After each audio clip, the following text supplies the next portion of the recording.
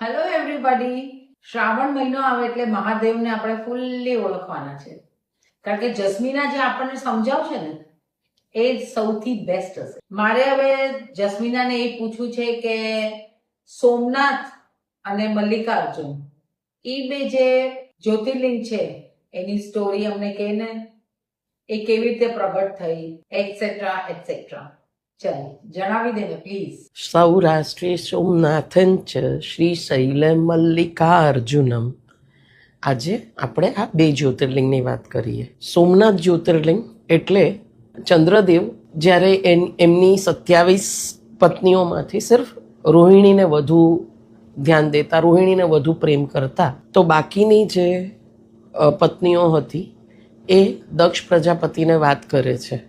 એટલે દક્ષ પ્રજાપતિ ક્રોધિત થઈ અને ચંદ્રદેવને શ્રાપ આપે છે કે એનો ક્ષય થાય. એટલે ચંદ્રદેવ શિવજીની આરાધના કરે છે પ્રભાસ પાટણ જગ્યાએ, અને શિવજી પ્રસન્ન થાય છે અને ચંદ્રદેવને એ શ્રાપમાંથી મુક્તિ આપે છે. પણ શ્રાપ હતો એટલે પૂર્ણ મુક્તિ ન મળે, એટલે ચંદ્રદેવ 15 દિવસ વધતા રહેશે ને 15 દિવસ ઘટતા રહેશે. એટલે આજે આપણે અમાસ અને પૂનમ કહીએ છીએ એ. અને ચંદ્રદેવને શિવજીએ માથે ધારણ કર્યા, એટલે સોમનાથમાં એ જગ્યા ઉપર ચંદ્રદેવે શિવજીની સ્થાપના કરી અને શિવજી ત્યાં નિવાસ કરે, એ પ્રથમ જ્યોતિર્લિંગ.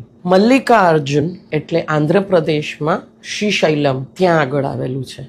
હવે એકવાર કૈલાશ પર માતા પાર્વતી કહે છે કે ગણપતિ બાપાને કાર્તિક સ્વામી કોના પ્રથમ લગ્ન કરીએ.